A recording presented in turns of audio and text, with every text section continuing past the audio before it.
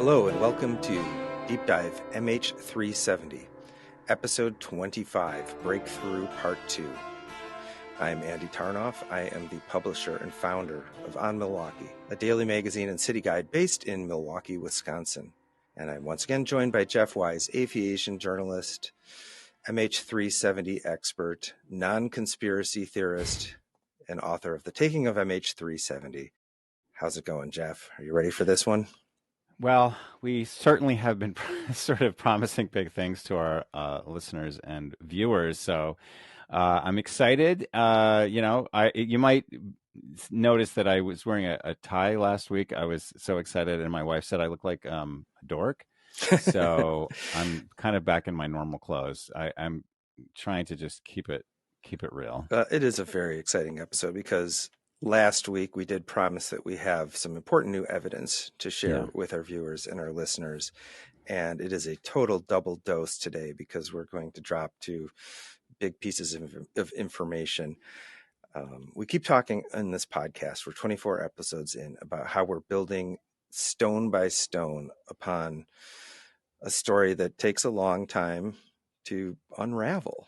Yeah. And, people ask, are you ever going to figure out the mystery? Jeff, I would say yes. Today, we are going to announce that we figured it out. Yeah, I mean, you can cut it different ways, but yeah, I mean, the point is basically, look, this is a complicated mystery and it requires a lot of attention. And attention is something that's in very short supply these days. People want a quick answer. Where's the plane? And then they can forget about it. This isn't that kind of story. It's not that kind of mystery. It is technical. In order to understand the meaning of things, you have to have a background. We took a lot of time last episode sort of laying the foundation for using Lepus barnacles as a timing device. And that is going to pay off today. We're going to talk about some evidence that we found, some new data, and only with that foundation is it going to make any sense. If you just tell somebody what we're laying on you today without any kind of, run up, then it just would mean nothing. So, but what we have, I think, is very meaningful. I hope it will have an effect. We've actually got two things that I think together are even more powerful. The narrative needs to change on this. I hope that the narrative changes today. It's 10 years, and it's time to wake up. Yeah, in fact, this episode will run on March 7th, 2024, and that is 10 years to the day, at least in the United States, of when MH370 took off and disappeared. So here we go. Yeah. All right. First, we are going to tell you where the debris from the plane came from. That's right. That's a biggie.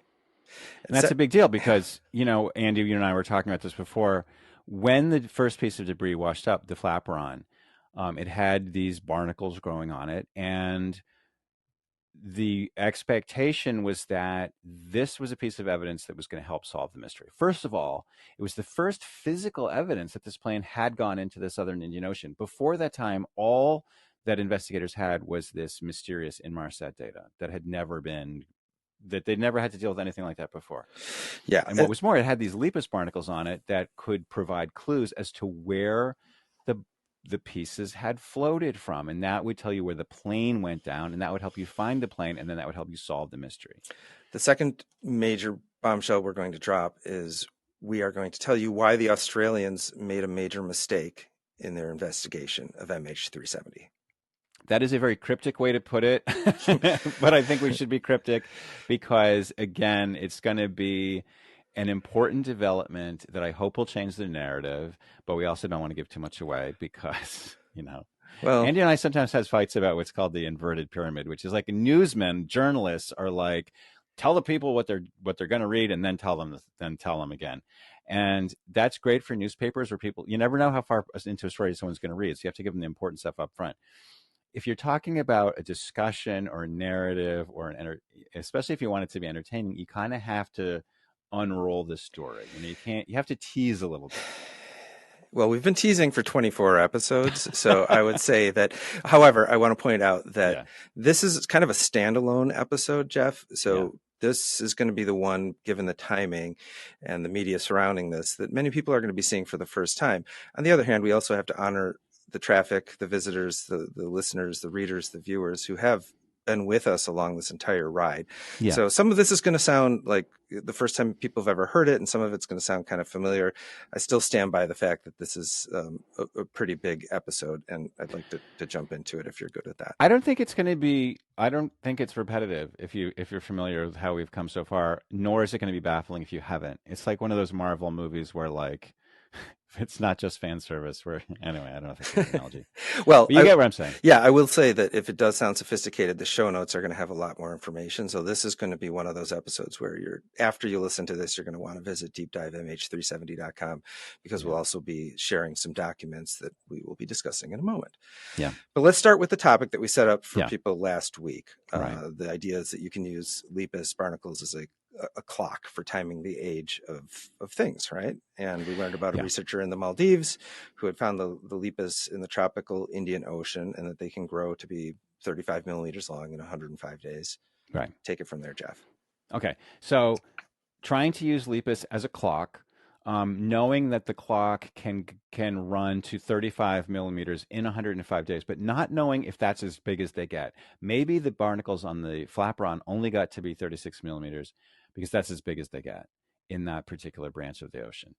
Well, and this is our big reveal. The big reveal is that we have some new data. We basically found a Rosetta Stone. We found data that shows what happens if you go longer than that. And it's somewhat rudimentary. It's somewhat fragmentary. It's like, when you find an old papyrus scroll, you don't necessarily get everything. You get the part of it that you get. So let me tell the background story. Okay. Back in 2013, a Perth businessman and fisherman named Stephen Knight was on a fishing camping trip up in the northwestern corner of Australia. And this is kind of really rugged, semi-uninhabited, kind of wild terrain. And he had gone up, it's like 1,000 miles. I think people in this neck of the world are like very rugged, outdoorsy, adventuring, like kind of think nothing about taking their boat. That's a long trip on a 26-foot motor boat, in my opinion. Yeah, it was an 8-meter boat. But anyway, regardless of what a adventurer Stephen Knight is, he went up there and he was camping on the island, and a storm came, and he was okay. He was on the shore, but his boat got pulled from the anchor. The anchor was like kind of nestled in like not such deep sand, and it got pulled by the storm, and it got flipped, and he lost his boat. And so he got, he himself was okay. He went home and went about his life, got some insurance money. Yeah. And that's all he knew. And then 8 months later, he gets notified. The police in this island called Mayotte, which is sort of near Madagascar, not too far away from some other islands we've talked about, like Réunion, Rodrigues, etc. This island is called Mayotte, and it's part of France. And the authorities, somebody took pictures of this boat upside down on the beach. And they're kind of low resolution and not like great pictures, but it was kind of an interesting story that this boat had made this journey, and it was in some different publications. And I became aware of it. I think a reader of my blog turned me onto it back in like 2015. But one of the images is close up enough that you can see not only some of the barnacles pretty clearly, and this will all be on the show page, but you can also see these registration numbers. And so, Andy, when you reached out to me and we started doing this podcast, I started, going through all of my old research and all of my old notes. And I came across this and I thought, this is something that I never really fully investigated. Yeah. And so I always had a sense of like, if you've got these things, they must have a known dimension. Right. You should be able to figure it out. And so I didn't know how to do that though. And so it took me a while. I reached out to Stephen Knight, who's a great guy. He was very helpful. And he reached out to the manufacturer of the boat that they were able to tell us the exact dimensions of these numbers. And then I had to like kind of figure out the geometry. I did like a little report that I'll put in the show notes. Anybody who wants to look at it certainly can and should. I figured out the geometry of so you're looking at these things at an angle, so their apparent size is not the same as their true size. Yes, that makes it a little bit more complicated. There's perspective to deal with. So I reached out to a bunch of people who do this professionally, and they were like, this is complicated. It's hard math, Matt. I mean, I hope that our listeners or viewers or readers will be intrigued enough by this to want to like reproduce my work and see Yeah. if they agree with me. Um, I'm confident enough in it that I'm like sort of advertising it as a big breakthrough. The upshot of all of this. Oh, and then I built a model in my living room just to make sure if I could recreate my math in the real world, because I think that's more kind of intuitively convincing. Hmm. But so to make a long story short, the biggest barnacle I think in this image is like 40 to 42 millimeters, like minimum 40 millimeters, maybe 42. There's a whole bunch that are like, 37, 38-ish. And there's only a couple dozen barnacles in this entire image altogether in this image.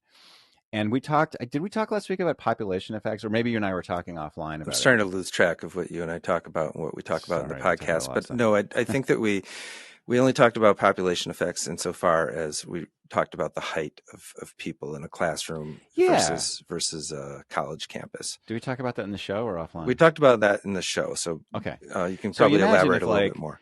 if a couple dozen, imagine like, so having a couple dozen samples of barnacle is like having a classroom. Like imagine the tallest kid in your class is probably like a little bit taller than average. But if you go to a large university, the tallest people are probably significantly taller than that. So the the Flaperon is like a university. It had hundreds and hundreds of they collected over like 400 barnacles, and they didn't seem to imply that that was all of them. Like there were Right, many barnacles. And so if the biggest was 3.6, and then you have this other sample that's only a handful, and there's a bunch that are bigger than 3.6, and there's one that's like 40 to 42 millimeters. um, it really suggests that no, these animals do keep growing. Like 3.5, 3.6 is by no means the biggest size. and if this isn't obvious, the we're using these standardized numbers, this registration of which we know the exact dimensions Right, off the photo to use as a key, as a reference, as a scale for the right, size of the barnacles. That's what makes this such a unique photograph. right. And so what I'm trying to do right now is find higher resolution pictures. And Stephen Knight was very helpful in helping me kind of try to work backwards to talk to the insurance company. The insurance company actually was very helpful. They told me that they don't have them. They don't have them. I talked to West Australian police. They don't have them.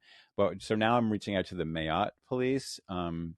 So we'll see if I mean somebody must have somebody obviously took these pictures, and I feel like nobody really deletes pictures anymore. So No, they must exist. I would love to get like a much bigger like population off this. you're a very tenacious investigator, Jeff. And so Thank you. we did this in conjunction because you built the physical model in your Right. living room, which is a very Yeah. impressive art project.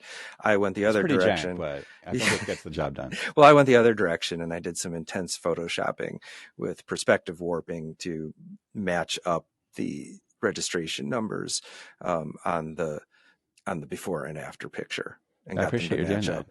So there's two different ways that we are confirming the size of these barnacles, and we freely expect people to say you're wrong, which is why we're actually making these files available and saying go ahead and try it your way and see if you agree as well. Yeah. Well, and I'd like to address like how crazy this claim is, because I don't think I think it's very unsurprising. And let me just Yeah, elucidate the claim a little yeah, bit go more. a little bit more. So we know that the Flaperon had a bunch of barnacles that were like 2.5, and then there was one that, or maybe more than one, that were 3.6. But 3.6 was the largest size on the Flaperon. We also know that a researcher in the Maldives, who we interviewed last episode, told us that he had grown. His average size was 2.8, and his biggest was 3.5. So that suggests that if we're using the size of these barnacles as a proxy for how old or how long a piece has been in the water, 3.6 should be similar to like 105 days, aka 3 to 4 months. The piece that washed up in Mayotte had floated across from east to west in 8 months. And by the way, I should say this is about the same water. So one of the things we discussed Right. last week is that if you're gonna use Lepus as a measure of how long something's been in the water, you need to calibrate it with something that has been in the same water. Right. Very similar ocean, because it all depends on temperature, nutrient density, and stuff. All that And stuff. so this is as close as you can get. The Maldives actually were further away, and they were growing on moorings, which could be different from floating things. They probably don't grow as fast, actually, under those circumstances. Okay.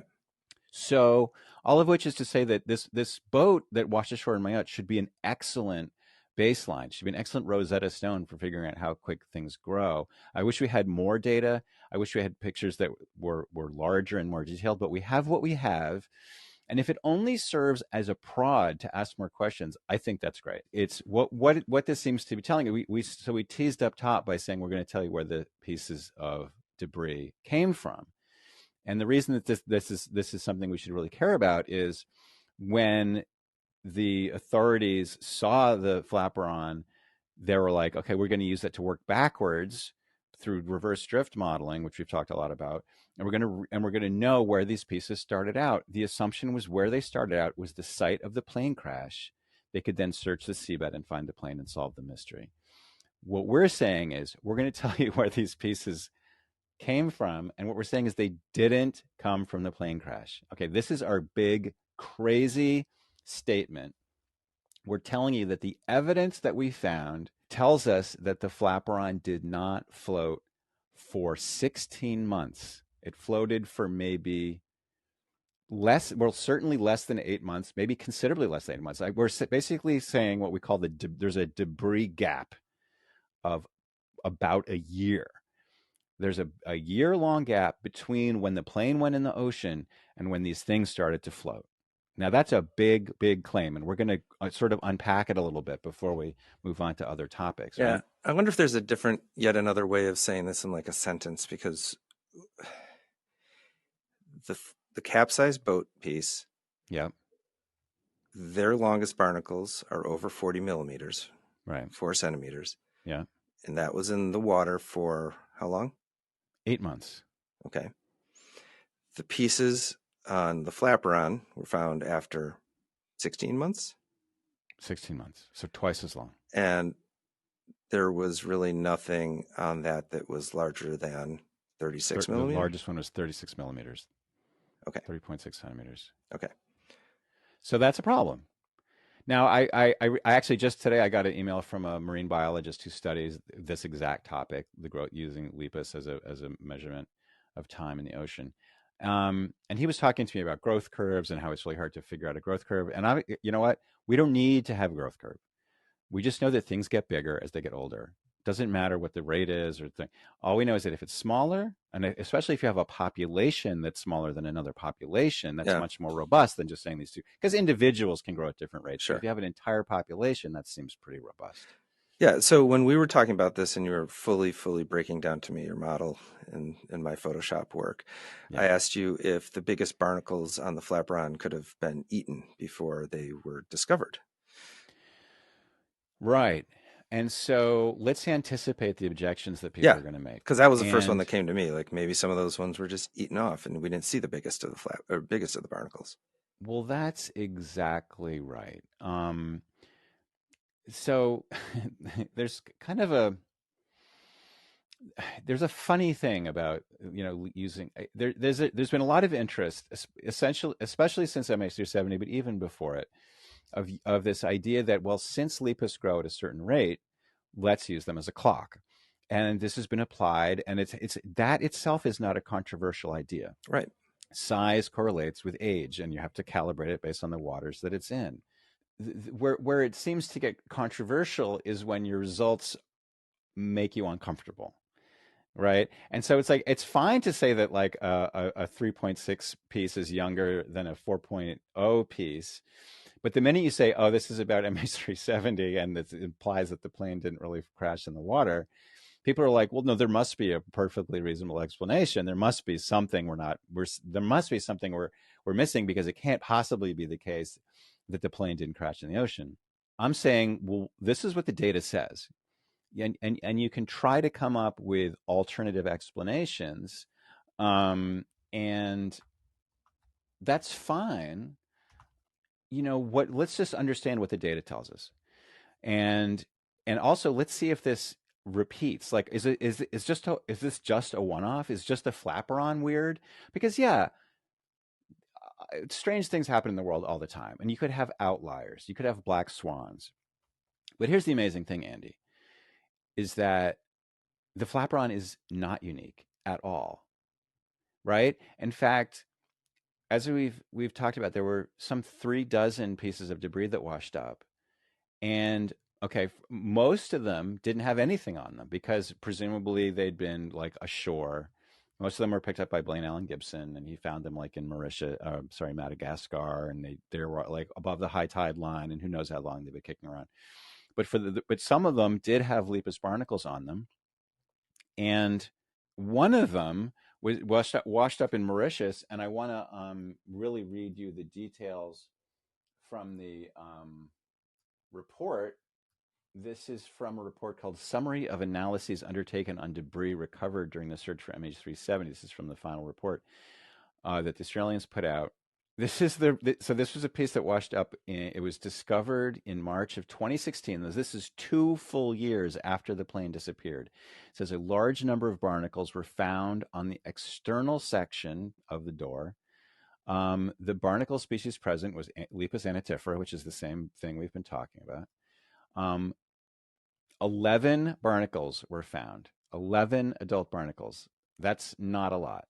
The biggest of them was 20.05 millimeters. Okay, this is less than an inch. This is significantly less, significantly smaller than the Flaperon. And they were so young that even, so they said the size of the largest barnacle present corresponds to a growth rate of approximately 45 to 50 days. I think that's really conservative, actually. This is based on Evans' 1958 data, which, as I say, is which like we said has not some a great holes source. in it anyway. But yeah, we have more up-to-date data than that. Actually, barnacles can get to 20 millimeters in a couple of weeks, to be real. But they conservatively called it 45 to 50 days. 105 days, like at the super end of the temperature spectrum, which it doesn't really apply. Point just being, here we have a whole nother piece. We give a lot of attention to the Flaperon because it's the famous one. This piece on Mauritius, like, how do you make sense of this? okay, you still didn't answer my question though.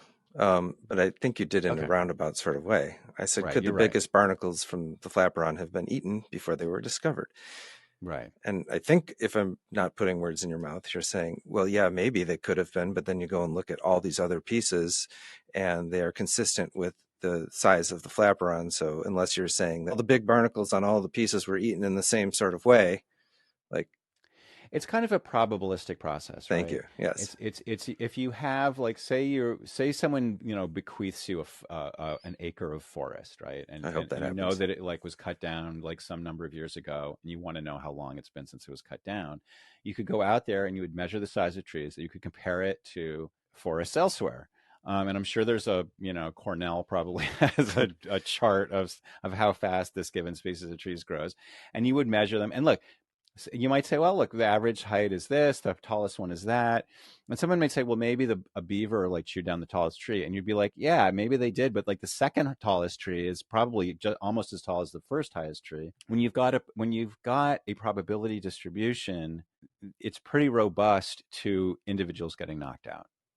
Exactly. And so, yeah, if you take only a dozen individuals out of a very large sample, it's going to skew you. You're not going to have the outliers, especially, but you should have more or less the same average. I'm not a statistician, as any statistician can easily immediately tell.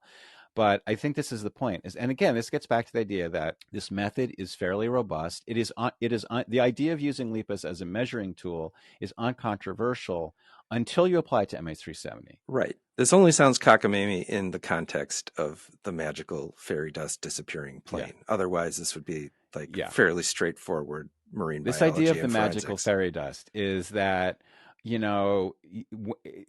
time and time again, we see that the evidence tells us something. And then you hear this response of, well, I'm sure that there must be a perfectly reasonable explanation. And we'll talk more about Yeah. this later. This is kind Okay. of going to be a recurring theme of the episode. But yeah, this idea that like in the case of MH370, the data, the evidence that seems to tell us something can't possibly be telling us that.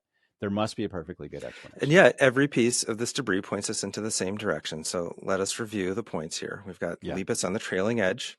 Okay, we did a whole episode talking about how this piece, and you know what? I think we came across a video since then that shows like very vividly how this thing floated, Yeah. and it floats with this end sticking up out of the water. Like things do not, water living creatures do not grow like that. Okay. That's one. All right. Number two, the failure of CISRO. I call it CISRO. Does anyone else call it CISRO, or does everyone else call it CSIRO? Um, CSIRO. I don't, you All know, right, it I'm doesn't. I going don't with really use it in CISRO. conversation that much. I just say like the Australian. Okay, so the Australians are their failure with the Flaperon drift modeling. Right. So when they did the drift modeling, they could only get it to work if it was floating high up in the air and being pushed by the wind. And Which would not but it put couldn't have barnacles floated on high it, in the right? wind. It couldn't have floated. You know, as Jim Carlton was saying, something had to be pushing it down. Right. Then you got the failure of CISRO, Australia's Mussel Bay drift modeling. Right. And so again, it's like their model did not predict that this piece would get to where it wound up in the time that it did. And again, you could just say, well, you know, there's uncertainties. The ocean is a mysterious place. Drift modeling is just an approximation. It's not always going to give us the right answer. To which I would answer, well, yeah, but it never gives you the right answer. You know, the idea of using drift modeling is pretty uncontroversial and seems to be pretty robust and worthwhile. Yeah. Except it doesn't work when it comes to MH370. Okay. Point four, the fact that all of these specimens, Mussel Bay, Yeah. La Reunion, they all just seem to be a few months old. This is for what we just talked about.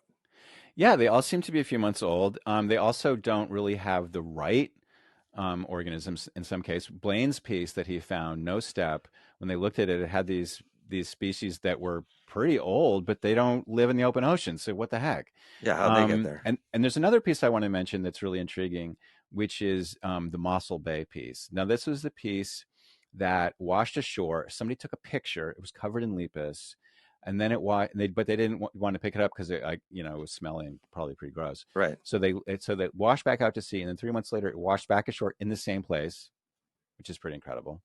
Then it got picked up, and so they were able to measure it and take the dimensions. So what we have with Mossel Bay, the authorities didn't attempt to do anything with this, but I think we can do something. And this is where I would love to invite the readers to pitch in, because I'm sure there's people out there that have this particular set of skill. Yeah. Which is, we have a picture of this piece that's really like quite high resolution, in bright light, so you can really see what's going on. But it's at an angle, and the piece itself, I think, is kind of curved. Yeah. So it's really, so even though we have a second image with a tape measure next to it, so we can see exactly how long and big everything is, we've got a great reference on the size. To get the first picture to match the second requires some morphing. Yeah, and I did it. It's hard, but there are people out there who are even better than me. You can like put a point on each. Yeah. Like you put like 100 points on one and then 100 matching points on the other. And there should be a computer that can just kind of like, yep, like a shrink form plastic, just make one fit the other. It's doable. It's just a little bit outside my skill, but I pulled it off, and I got the results that you were talking about. You can just look at like a very local piece if there's like a part of it that's very local, and you can see. I think the biggest piece is like 2.5 centimeters, which is very much matched with the Mauritius piece. It would be even smaller than the Flaperon. And again, it tells us like it's not what you would expect to find. One of the things I was talking to Jim Carlton about was this idea that when pieces go in the water, when you have a whole population of pieces go in the water, you tend to see the same effects, right? If they drift through a similar patch of ocean that's inhabited by the same kinds of species, they will pick up sort of the same kinds of species, and they will grow at a similar rate. What we have with MH370 is nothing, none of that. Nothing is the right age. Nothing is the right species. So the Flaperon, we're sort of putting an upper bound on the Flaperon at 8 months. It's probably closer to 4 months, frankly. which means that it would have gone in the ocean in around, let's see, count backward from July, 4 months, like Like March March, of yeah. 2014. So Which there's about is, a year yeah, that's not before the when Flaperon won the water. the plane Um, crashed. let's talk about Mauritius. Mauritius was a very conservative maximum growth age of 105 days. That's 3.5 months. This was found 2 full years after the plane disappearance. So this one, there was a gap of about, well, a year and 9 months, 1.75 years. All Okay. right. Yeah, and we touched on this, but the tone set by David Griffin from CISRO, it's just weird to me. Like Okay. So you I want to, guys got like you had an email exchange recently, right? yes, I did. He's actually been pretty good about taking questions from journalists, even though he's obviously like pretty much annoyed. I'm sure Um, he's very annoyed. but he's a good sport about it. I'll give him that. So I reached out to him. I emailed him. I said, "Hey, can I ask you some questions?" He said, "Sure." So I run up a whole bunch of questions all at once. I said, so I wrote to him. I said, in 2017, you wrote to Victor Ianella, which is a name we've heard before. So Victor had asked him about the arrival time of the piece in Mossel Bay, which, as we've just pointed out, is pretty. First of all, the barnacles are too small, and secondly, no one can figure out how it got there so quickly. He said, "I consider Roy." It's called Roy, the Roy piece, because it has the word Roy from The Rolls Rolls Royce. Royce, yeah. Um, I consider the arrival time in South Africa before anything else upstream to be something that is simply too hard for any present day model to convincingly explain. Which is basically like, yeah, we don't know, shrug. Fairy And dust. I said, has your view changed since then? And he wrote no because of the word convincingly. Fairy dust. What does that mean? I don't know. It means like we can explain it, but just not convincingly. I mean, again, it's like this is a mystery. Like we're shrugging our shoulders. We can't explain it. Which is fine if it's one piece, but with every single piece, it's like, yeah, we can't explain it. Okay, let's move on.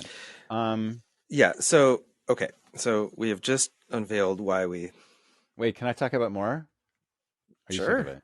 I'm I not want to sick talk of about it. how crazy this is.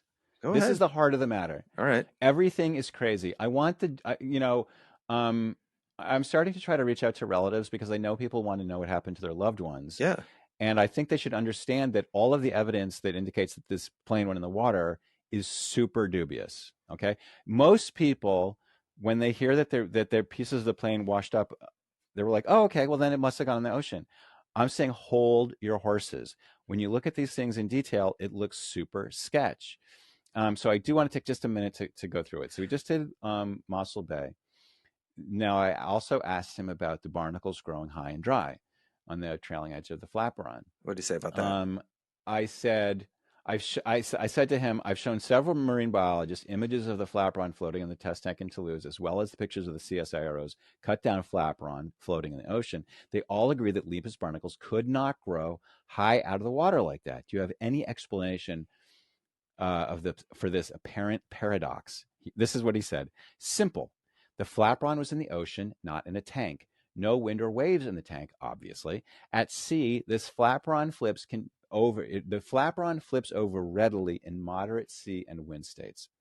Okay, granted. And this is a great place to put up that video that we talked about earlier. Yeah. You can see for yourself how this thing flips around. It's still sticking out of the water. It's flipping this way, it's flipping that way, but the trailing edge is out of the water either way. Maybe it gets splashed, but a splash is not enough. It's like, imagine that I was thinking about, imagine you went on a cruise and they were like, okay, your cabin is like actually just below the waterline. And you're like, well, below the waterline, I'm going to drown. And they're like, yeah, but from time to time, the waves will like Just take a deep go breath. down and Yeah. take a breath. Every time the Yeah. wave goes down, just breathe. You'd be pretty unsatisfied. And a Lepus barnacle would be unsatisfied for the same reason. Okay. Okay. This is a good one. I pointed out to him that if the piece is not floating high and dry, their drift modeling doesn't work. I said, do you have any way to resolve this paradox? He said, have you made a typo? I see no paradox. The trailing edge, which in the flotation tank sat high above the water, with its trailing edge high out of the water, he's like, I guess what he's trying to say is like, I see no problem with barnacles growing high out of the water because they get splashed. Okay. Oh, this is a good one. I said, does the CSIRO ever consider leaving the Flaperon in the water to see how biofouling would occur? This is basically, I think, a really simple way forward. Let me tell you what his answer was. He said yes, but this would have been a long-term, difficult, and probably ultimately unconvincing experiment. This is what kind of drives me crazy because they had a replica Flaperon. They actually had a bunch of replica Flaperons, and they put them in the ocean, and they were probably covered with instrumentation, and then they stopped. They took them out, and I said, just leave it in there.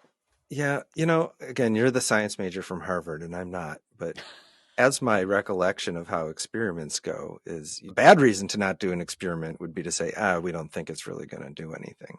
That's why you do the experiment. I completely agree, Andy. And I hope that somehow we can convince the authorities or some interested third party to do this. I mean, people study stuff that grows on research buoys. That's what Cynthia Venn did.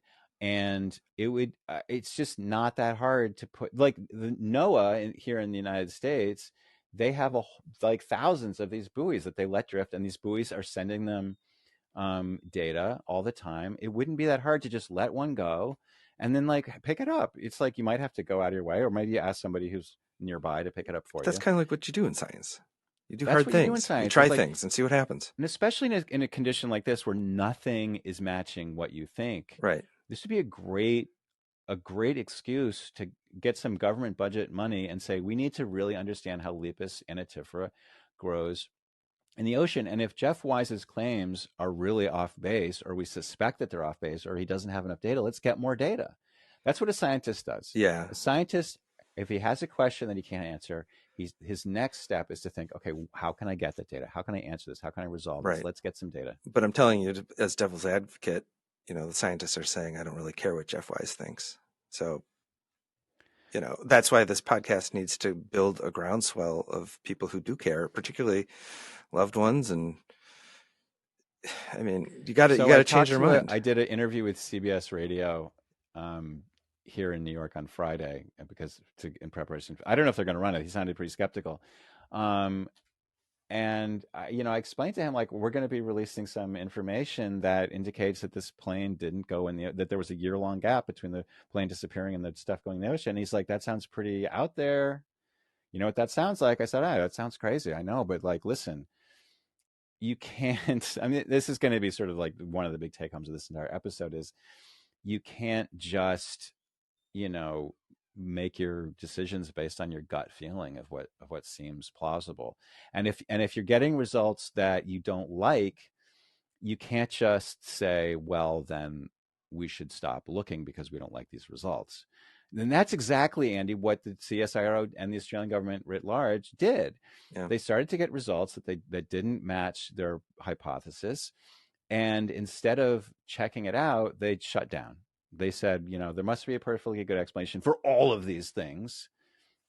Yeah, but we're not going to try to find out what that perfectly good explanation. No, we're not. And let's take our little pause here because I see you getting increasingly fired up on this topic that you spent 10 years of your life working on. Going to cool me down a little bit. I'm just going to cool you down because we have a second half to this. I didn't even. I mean, listen. There's some more stuff you want to talk about? Or else, I've got all the time in the world. Suffice to say that of all of the problems with all of the pieces of debris, maybe I'll put it in the show notes, or maybe nobody cares. There's multiple things about the debris. None of it makes any sense. None of it matches the 16-month time span. And so I think we have to deal with it. If there is a perfectly good explanation, then fine. Tell me what it is. If you need to do some more research, if you need to release some floating, test objects into the water, do so, because what you're looking at is potential game-changing paradox, which is what I think it is. Let me try to make you smile before we talk about the second part, because your wife called you a dork for wearing a tie in the last episode. Yeah. And then I said, oh, well, I'll wear a tuxedo for this episode. And then I put on my tuxedo and I thought, what happened to your tuxedo? I'm absolutely not doing that. But what I am going to do is put up on the screen this photo from Halloween 2016 when I decided to impersonate a Delta pilot in complete accuracy. And that's just so you think you're a dork? And you just got out of jail, right? Didn't you just get released from federal penitentiary? I grew a mustache, dyed it black. That's not good. Not a good joke. That was a game worn uniform. I made a fake ID. I had the little epaulets, and it's pretty I still did not win the On Milwaukee Halloween costume. So I'm very bitter about that. Yes. Who won? I don't know, some Harry Potter or something. They never let the Oh boss my win. It God. never happens, no matter how hard I try. So just in Man. case we need it for any simulation, I have a complete pilot's uniform from head to toe, and I think I could probably get on a flight deck and then get arrested. Noted. Let's pause here while we do our mini interstitial, because this episode 25, is brought to you by Ditch GPS. It's a new sponsor for us. This is very exciting, and this is a great. I'm so happy that our friends at Ditch decided to support the show like this, because it really fits in a way. Let me tell you what Ditch is. It's an app that uses historic GPS data. Basically, boats have a location positioning, position reporting system similar to the ADSB that we've been talking about for planes. And they accumulate all this data, and so they can show you how people take a route from here to there. So if it's a great for planning your trip by boat if you want to see how have people done it in the past. And this is especially useful for people who are in unfamiliar water or don't have a lot of experience in this particular area. For instance, if you do go on a bareboat sailing trip down in the Caribbean, this is a really popular thing. And you might want to go to this port over here, and you don't know where the reefs are. And you can see historically, well, how have other people done it?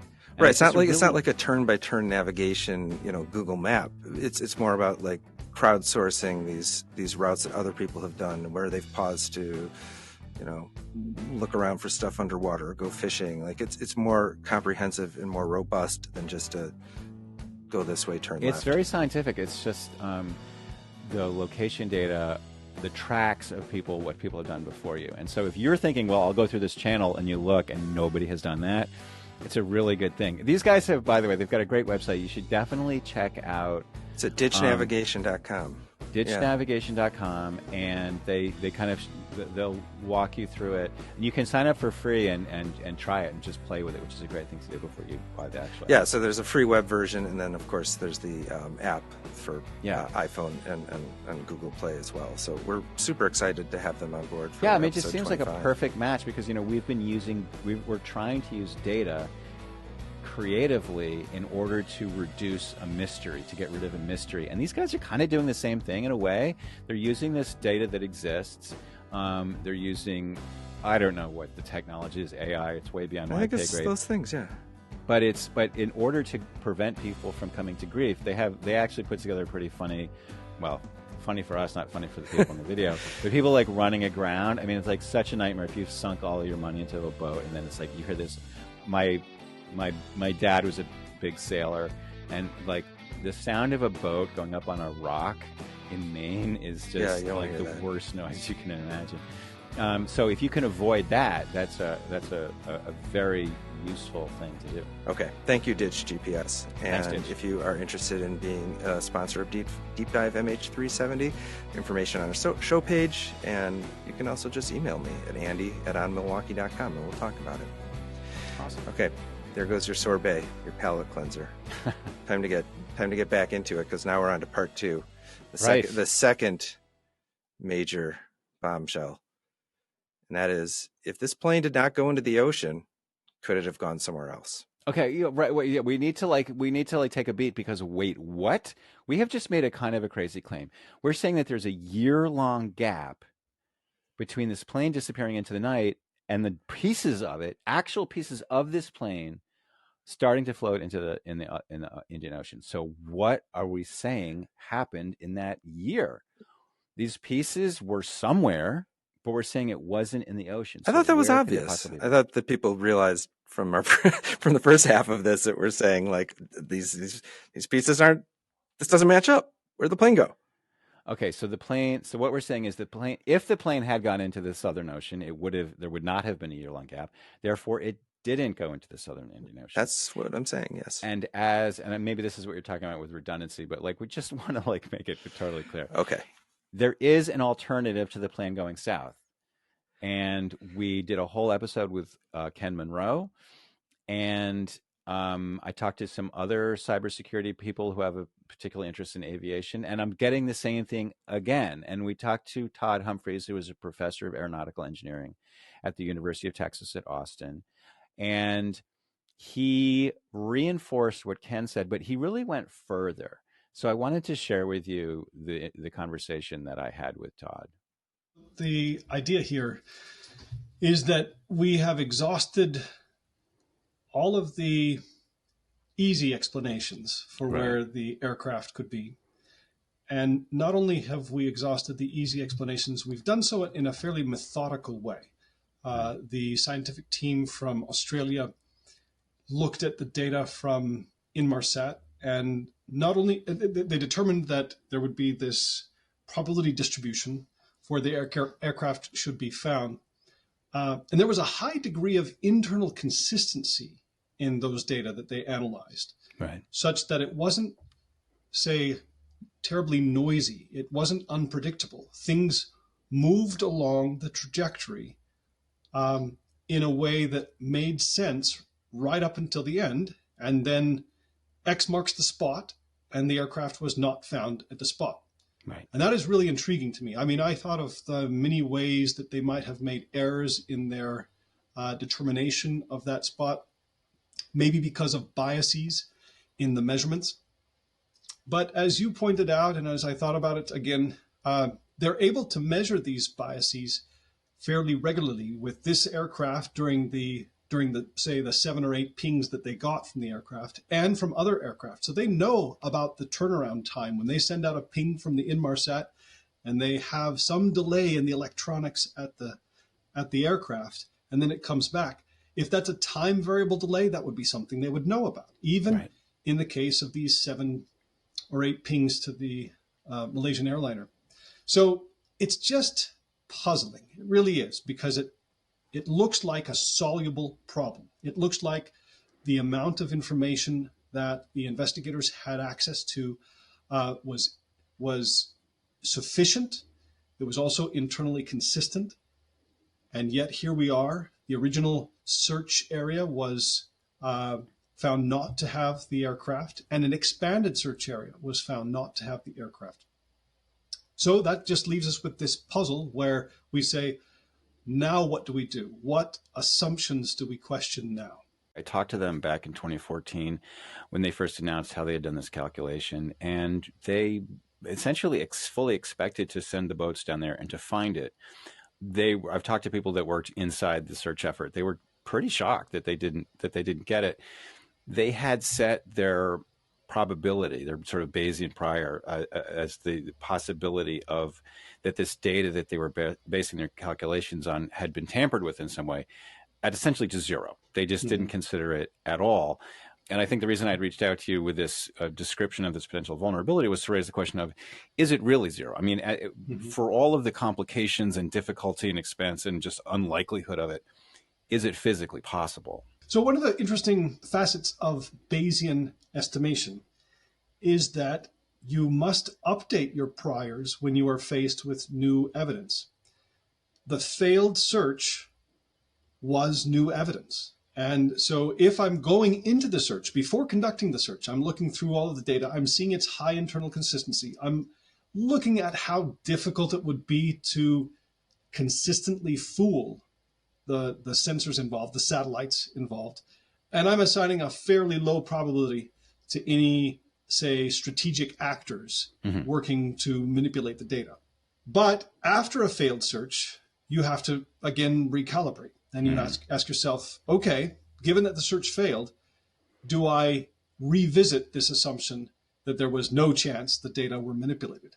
And I think it is entirely scientific to revisit that assumption and to say, let's open up some areas of inquiry. The trouble with applying Bayesian thinking in a really dogmatic way is that sometimes you preclude the possibility of even looking for data, looking for evidence, because you have very strong priors against such evidence. And so, you know, whether it's UFOs or missing aircraft or whatever, it is important that you keep your mind open as far as what sources of information you'll even contemplate looking at.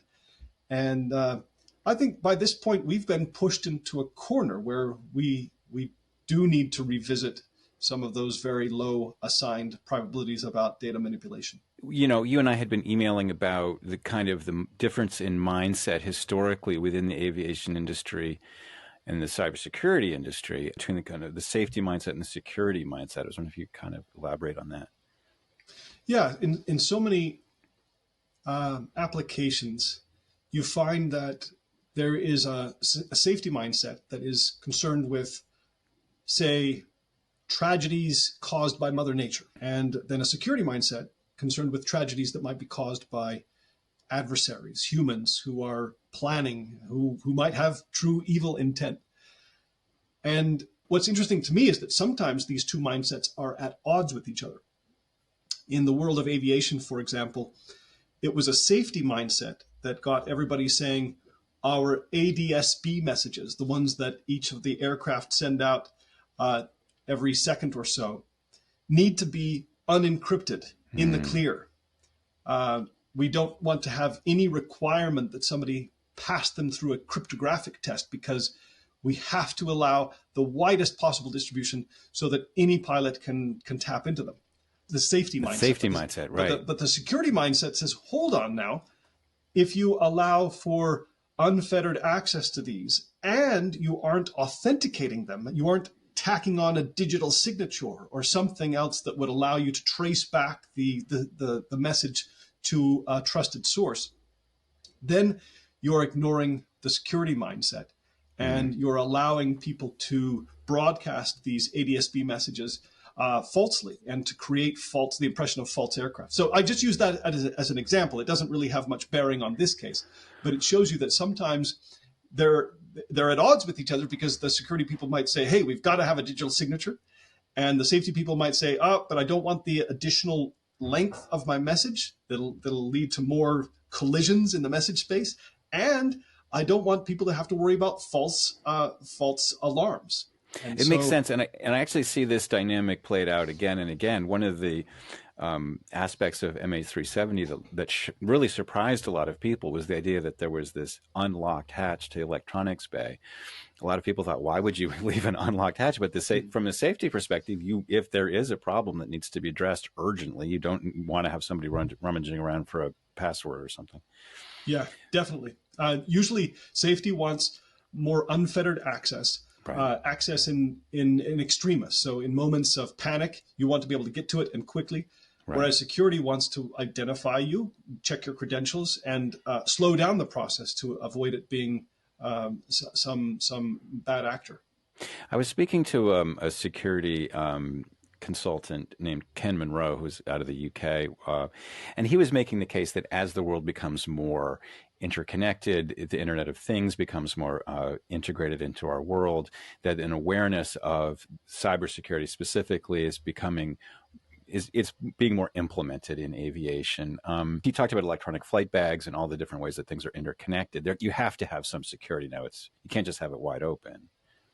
Well, I would say that the DNA of the Federal Aviation Administration in the United States has always been one of the safety mindset.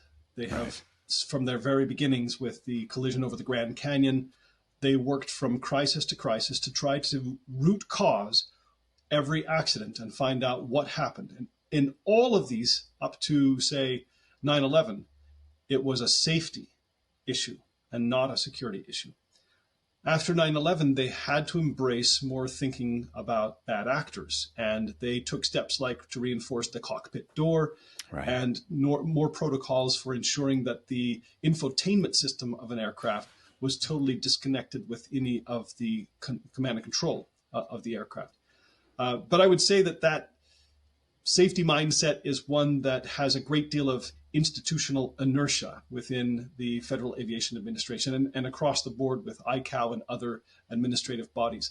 And I see this in some of the resistance, say, to update systems for fear of safety problems, even when those systems are proven to have obvious security vulnerabilities. So just recently, since September, there have been many cases of GPS spoofing of aircraft, but it would be almost impossible to update the software on these aircraft, the GPS receivers, or on the integration flight management computers without a full review of the software, without the software passing all of its certifications, because the certification is required for safety. And so Right. we are almost perversely willing to accept the obvious and present security risk because otherwise it would mean rushing the safety. Right. But at least the awareness seems to have been growing for some years now, thanks in part to work like yours, where you were able to use GPS spoofing to actually steer a boat, right? That was back in 2013. So we've had over a decade now of awareness of these problems. The MH370 was a 777 of a really different generation. Its architecture was built on this data bus called the ARINC 629, which I understand is essentially like a kind of hardwired internet. And once you're on it, I don't think there is any security protocol. It's like being on the internet with no passwords. Sure, it's like being on a local area network that you fully control. Right. And the assumption is that if you are on the network, you have authorization to be on the network. So if you're in, say, the electronics bay and you patch into this data bus, there's nothing to stop you from doing anything. Yeah, physical access to the cockpit has historically been the way that you prevent any, say, network attacks to the cockpit. Okay. But if you have access with these older aircraft, if you had access to the cockpit, you had plenary access. Right. You were root. Your root. And in this case, not the cockpit, but the electronics bay where all these things Sure. are located. That's right. That's right. So outside the cockpit, but it's the electronics bay that they would have had access to. Right. That's a kind of a stunning, it's a kind of a stunning revelation. I mean, I think people have said, well, you can't do this, but it's very hard to say you can't do something if, these things essentially are wide open systems. To shift from a safety to a security mindset, to acknowledge that things are possible and hence need to be guarded against, you are the first step to any kind of mitigation is acknowledgement that the problem exists. Yes. And I think there's a real lesson to be had from the GPS spoofing since September of last year, as I say. It's not like it was unknown to the community. When this began to happen, people knew what it was immediately because they had been warned for more than a decade. I and other researchers have been saying that this is a problem. This is a wide open barn door. Right. But nonetheless, when it happened in the wild, there was still some shock that the fallback mechanisms, in this case, it was the inertial sensors, could also be corrupted. In other words, it wasn't the fact of GPS spoofing that shocked us, but it was the follow-on, knock-on effects that it had throughout the cockpit that shocked us, and really awakened people to the idea that there is kind of a difference between the theoretical knowledge of the potential of a threat and when it actually occurs, and then facing that and recognizing that you had perhaps let your guard down for years when you should have been more assiduous in addressing that threat. But if you've got an unsolved mystery involving 239 people, then maybe it's time to say, listen, we can't put a 0% probability to malicious hacking. Malicious hacking does exist. There seems to be a plausible attack vector here. It's time to sort of change our attitudes. Yeah, and I would say it's past time to change our attitudes on this one.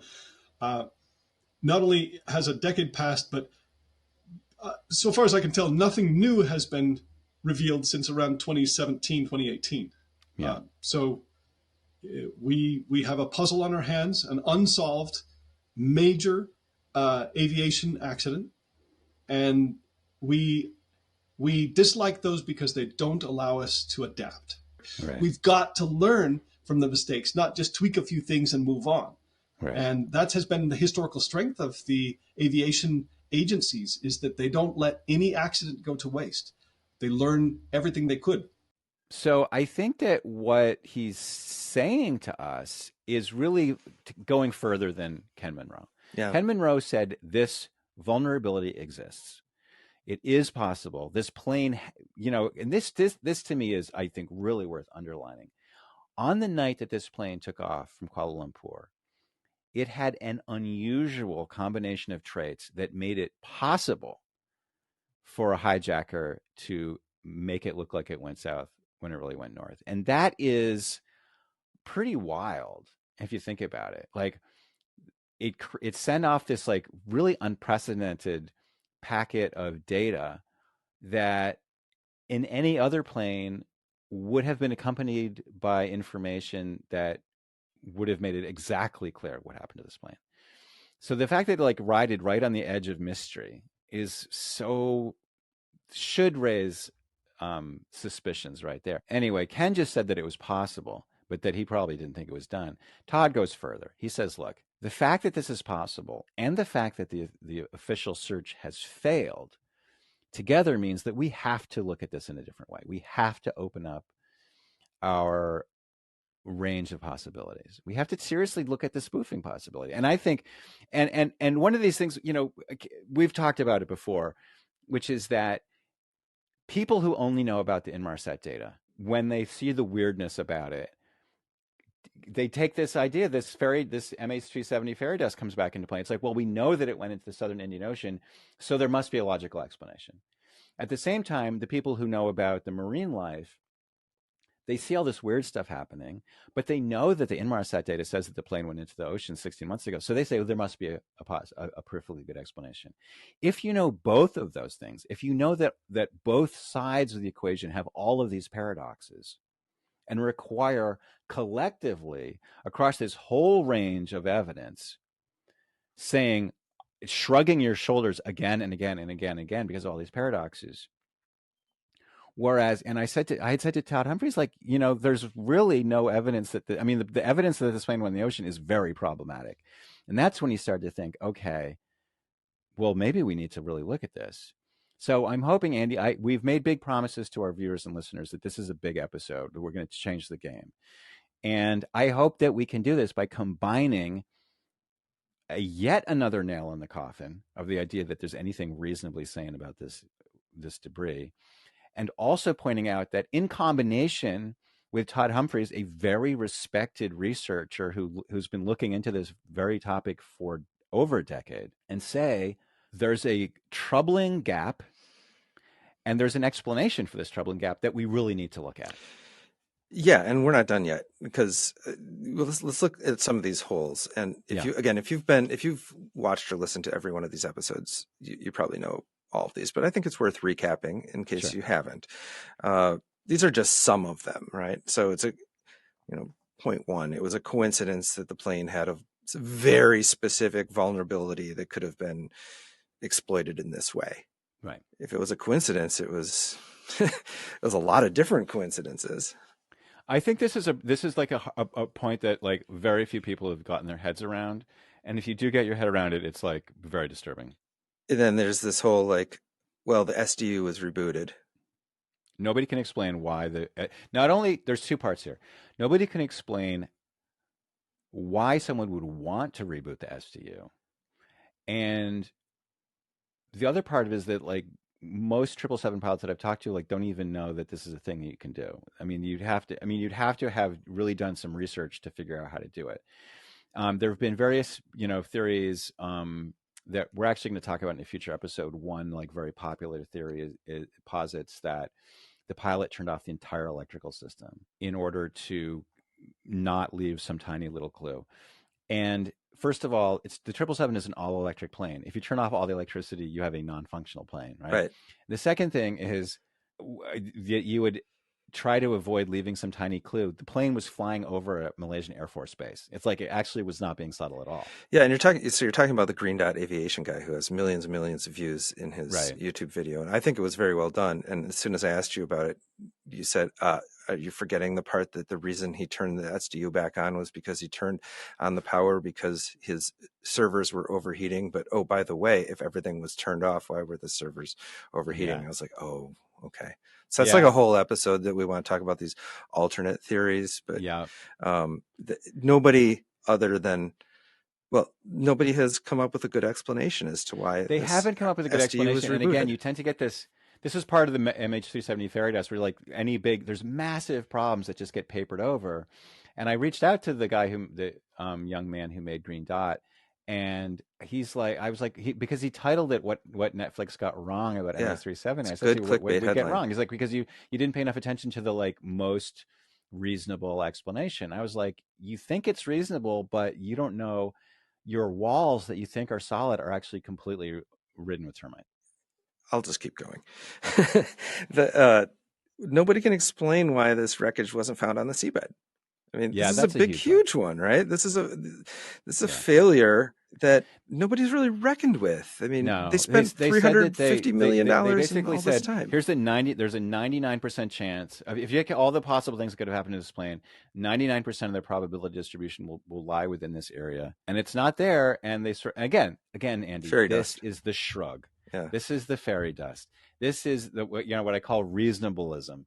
It's like there must be a reasonable explanation, and people like Green Dot made this whole video without grappling at all with the fact that they didn't find it on the seabed. And people who are and I am in the minority, I think, of people who look at MH370 and aren't completely convinced that it went into the ocean.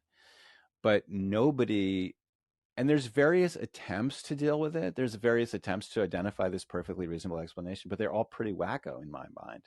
And I think we've already dealt with some of them, so I won't rehash it here. But yeah, this is the fairy dust. Okay. There's no explanation of why this captain who had no red flags would do this. I mean, the best you can find is his flight simulator. Yeah. And I mean, I'm not saying that there isn't, maybe it's a little weird, but I mean, I wouldn't call that an explanation. The flight simulator is far and away the most compelling piece of evidence. Somebody came at me for saying that, and I was like, well, listen, I say it's the most. I don't think it's compelling at all. Right. The fact that it's the most is like a very low bar. And watch that whole episode. There is nothing. There's literally nothing else. We spent two whole episodes on him, on Zahari, both him as a person and the flight simulator. And I don't think it's confirmation bias. We don't find it to be very compelling mass murder suicide at that diabolical level. Yeah, again, you get this sort of thinking that's like, well, the human mind is unknowable, which is true. True. But again, it can be boiled down to there must be a perfectly reasonable explanation. We should call this episode Fairy Dust, although that would probably confuse the people who saw well, we had expected part one. Yeah, okay. The next one is one single guy finds most of the debris, and he has deep and extensive connections to Russia. Yeah, that he lies about. Yep. Just a coincidence. I'm stopping short of calling, and I don't actually believe that Blaine Allen Gibson was a high-level Russian spy. But after everything we talked about, I think he is at least a low-level Russian asset. And this stuff is just weird.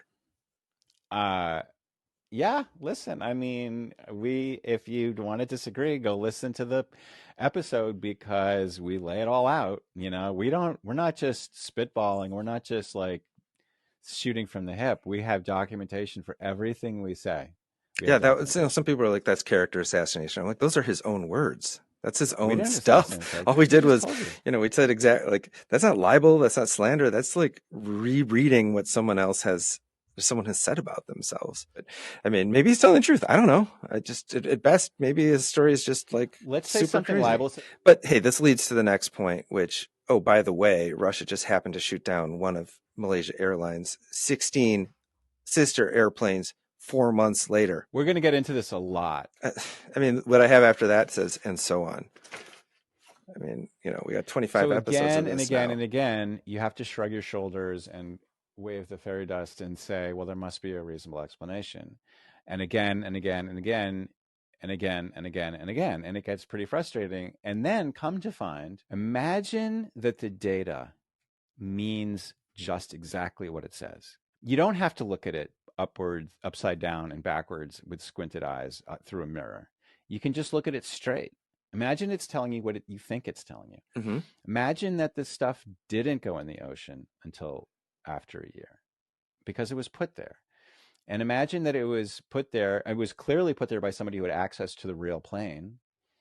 So imagine that someone had access to the real plane because they took it to Kazakhstan and they had carried out this spoof that Todd Humphreys and Ken Monroe warn us about. Imagine that somebody on board the plane rebooted the SDU for a very specific reason, which was to create a trail of electronic breadcrumbs that would mislead investigators after the fact.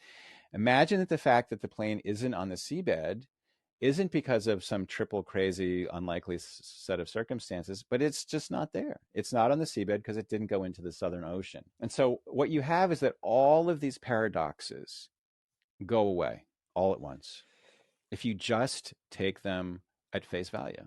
And I think if you think we're just pulling this out right now because you're a new visitor, you can just go back, and we've spent hours and hours on all of these parts. I mean, there's an episode on Kazakhstan and the route to get there. Yeah, it's taken us. We've spent 6 months of laying the foundation for what we're saying today, and we're not done. I mean, there's much more to be said, and we will be saying it. And so we invite you to join us on that journey. But yeah.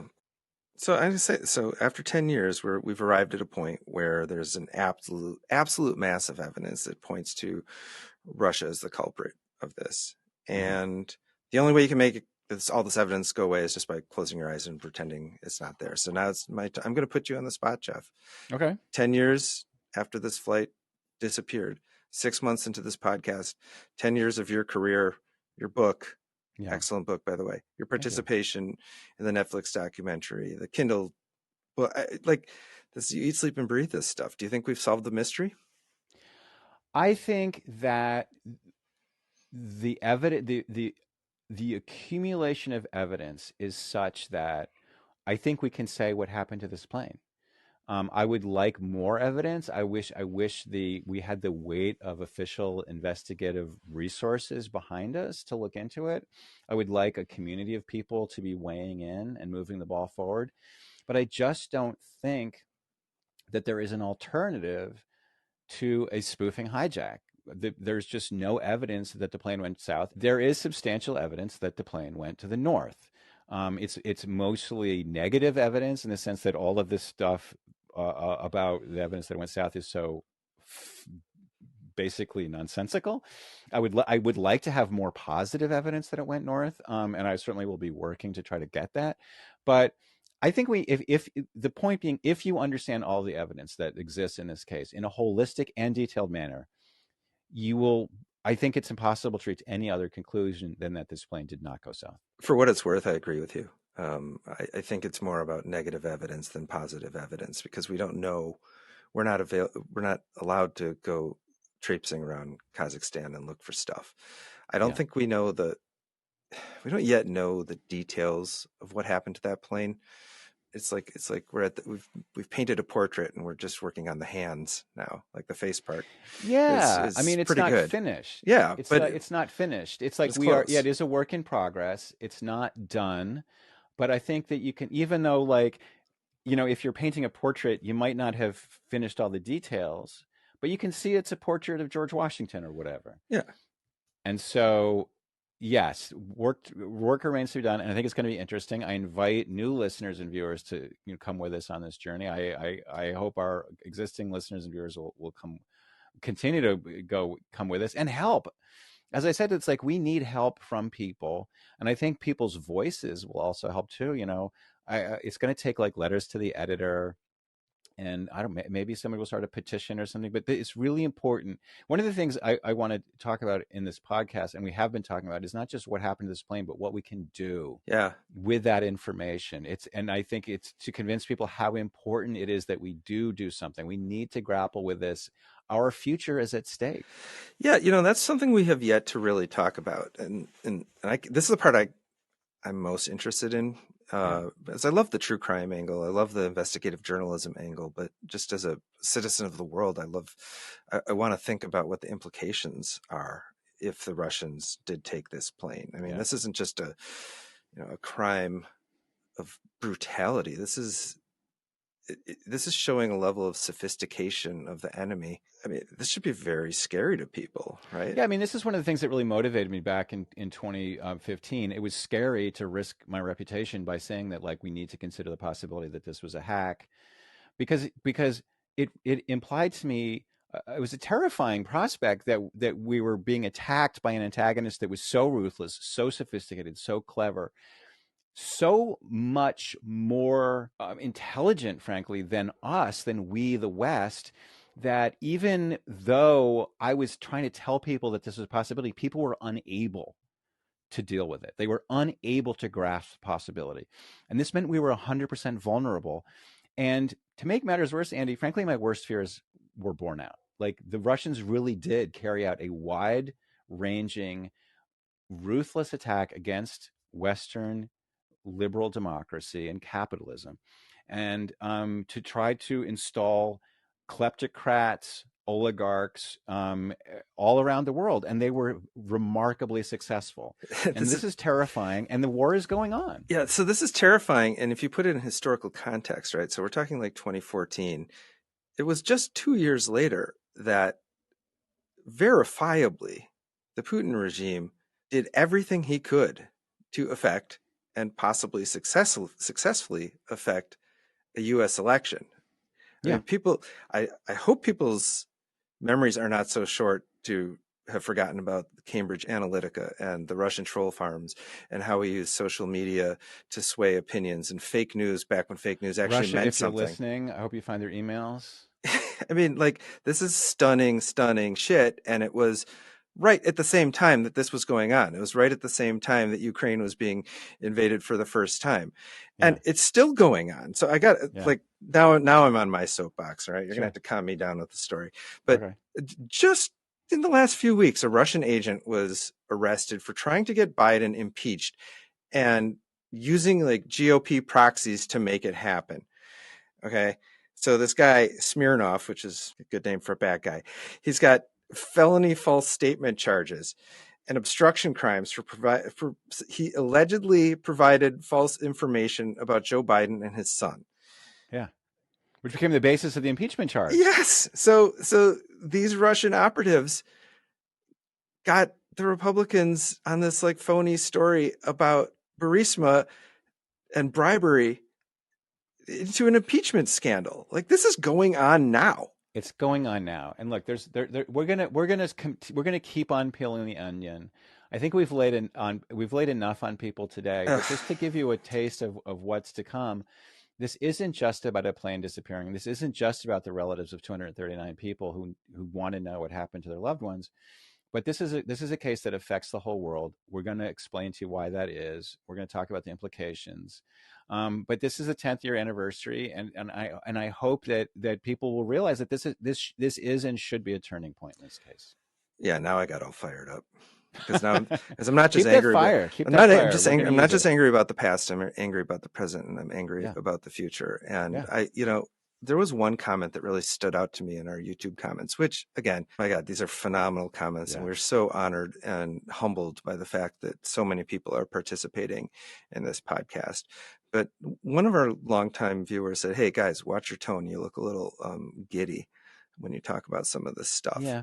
And we took that to heart because this, we want to be engaging. We want to tell good stories and we want to be interesting, and that means sometimes we have to smile and joke and stuff, but this is very serious stuff. And someone else said, you're just doing this podcast to exploit victims of, like, whoa. All right, well, you can't listen to trolls. No, but I want to acknowledge the fact that just talking about a tragedy in an engaging way doesn't mean that you're being insensitive. I think the most sensitive thing we can do is solve this mystery. Well, there are people, Andy, who don't want this mystery to be solved. Other than Russia? Who's that? I don't know. Putin. Right. Or maybe he does. I don't know. I mean, who knows? Maybe he would somebody wants somebody to appreciate his work. I have thought that, actually. But we need people to care, and we need people to understand. All right. So here's our message today on the 10th anniversary of the disappearance of Malaysia Airline flight MH370. It was unusual. It was weird. You might be tempted to tell yourself that there's a simple, reasonable explanation, but by believing that, it puts yourself in danger. It puts the whole world in danger. Right. As of this recording today, Jeff, this podcast has been viewed about 50,000 times and listened to more than 250,000 times. That's insane. That's wild. I'm happy about that. I'm glad I reached out to you on Twitter, and I'm glad that we made this thing. This is the time when I must encourage you to visit deepdivemh370.com. Tell your friends, like and subscribe to this podcast. You're helping us get here, and you've helped us get here. And we'd like to thank Ditch GPS for being a sponsor Yes, episode awesome. Thank you, 25. Ditch. Super cool. We would love to thank Jacob John, our Seattle Tacoma singer-songwriter, for writing our theme music, which just does make me It's giddy. so good. I'm not going to lie about that. Yeah. We got a week full of media appearances and promotion, and then we're right back at it again, Jeff. That's what we do. Thank you. But thank you to everyone. It's 6 months for us. We have more to talk about, a lot more to talk about. There's more layers that I need to peel, but thanks for sticking with us. Thanks, Andy, again, for all your hard work and your good cheer. You as well. Thanks, Jeff. All right. Bye-bye.